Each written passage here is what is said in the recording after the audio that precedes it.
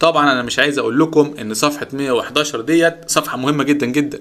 ليه؟ لان هي تعتبر مراجعة على ال8 دروس اللي انت خدتهم في الوحدة دي، وهتلاقي طبعا فيها مسائل مهمة كتير، فركز معايا. بسم الله الرحمن الرحيم، معاكم مستر جمال عبد الله. تعالوا نبدأ حل صفحة 111. اول سؤال معانا بيقول لي اي ما يلي يمثل الصورة العشرية للعدد الكسري 1.43 على 100، يعني 1.43 من 100. اظن ديت سهلة ومباشرة. السؤال الثاني بيقول لي 6 من 100 الأكبر ولا 6 من 10؟ ما ينفعش تحل السؤال ده وما ينفعش تعمل مقارنة غير لازم تساوي العلامات. ليه؟ هنا عندك رقمين وهنا في رقم واحد. طب ينفع ده؟ حتى حرام يا أخي، لازم تحط صفر عشان تساوي العلامات. أصبحت دي 6 ودي 60، لذلك ديت هي الكبيرة، اوعى تغلط. فنصيحتي مني ليك إنك لازم تساوي الإيه؟ العلامات. هنيجي للسؤال الثالث. النموذج المقابل يمثل العدد الكسري كام؟ الحيطة اللي أنت شايفها ده دي واحد صحيح في الآحاد كده، ودولت كم من 10؟ 1 2 3 3 من 10، يبقى 1.3 من 10 اللي هي 1.3 على ايه؟ على 10. نيجي للسؤال الثاني، يقول لي اكمل ما ياتي. كل اللي عليك انك هتحط علامة عشرية وتبدأ تحط كل واحد في مكانه. ازاي في مكانه يا مستر؟ يعني انت عندك الاتنين دي في الآحاد، عشان هي 2 يبقى 2 دي في الآحاد.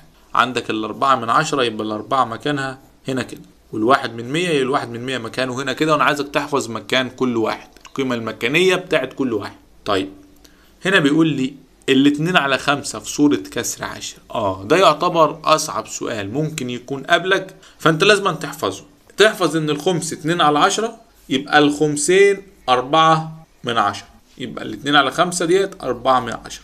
وفي طرق كتير نحل بيها السؤال دوت، بس أنا عايزك تحفظ إن الخمس 2 من 10، والخمسين 4 من 10، والتلات تخماس 6 من 10، والاربع تخماس 8 من 10. كل مرة بزود 2 كده. طيب السؤال الثالث بيقول لي 7 أجزاء من 10، 70 جزء من 100. 7 أجزاء من 10 بتساوي 70 جزء من 100. ليه؟ لأن أنت عندك ال7 من 10 كده، فأنت ممكن تحط لها صفر تبقى 70 من 100، يبقى 7 من 10 بتساوي 70 جزء من إيه؟ من 100. أما بالنسبة للسؤال الرابع بيقول لي 3 و2 من 10 فيها كام جزء من 10؟ طيب انت طالما عندك موجود الجزء من 10 موجود عندك كده، فكل اللي عليك انك هتشيل العلامة، تبقى 32 جزء من 10. طيب السؤال الخامس بيقول القيمة المكانية للرقم 5. الخمسة عندك هنا اهي. القيمة المكانية أحاد، اللي على الشمال أحاد وعشرات، إنما اللي على اليمين جزء من 10 جزء من 100. يبقى القيمة المكانية للرقم 5 هي جزء من 100. جزء من ايه؟ من 100. فخلي بالك الفرق بين المكانية والرقمية. لو هي رقمية كنت كتبت الخمسة والباقي صفار، عشان رقمية بالأرقام. أنا عارف إن الناس بتلخبط في السؤال ده كتير يعني، مع إنه سهل. طيب هنيجي بعد كده للسؤال الثالث. بيقول لي اكتب الكسرين اللذين يعبران عن النماذج التالية ثم قارن مستخدما أكبر أصغر أو يساوي. أنت عندك دول كام؟ 1 2 3 4. دول 4 من 10. 4 متلونين من 10، يعني 4 من إيه؟ من 10. أما بالنسبة لده 10 20 30 40، فده 40 من 100. احنا لو حطينا نوت صفر عشان نساوي العلامات فيتلاقي ده 40 وده برضه 40، يبقى ديت ايه؟ يساوي. ندخل على رقم 2. دي كام؟ 1 2 3 4 5 6. 6 من 100. ليه؟ لأن هما 100. انت عندك 6 متلونين من ال100، يعني 6 من 100. أما بالنسبة لده 1 2 3 4 5 6، فده 6 من 10، ولازم نساوي العلامات. فده 6 من 100 وده 60 من 100، فده أكبر. حتى لو تلاحظ إن ده متلون أكتر من ده فيه كتير مكان كبير متلون، أما ده شوية صغيرين. طيب السؤال الثالث. ده 1 من 10 وده 1 من 100. لو حطيت دوت صفر عشان أساوي العلامات فتلاقي ده 10 وده 1 برضه، لذلك ال10 هي الإيه؟ الأكبر. السؤال الرابع بيقول لي نعد دول كده: 10 20 30 40 50 51 52 53 54 55. ده 55 من 100.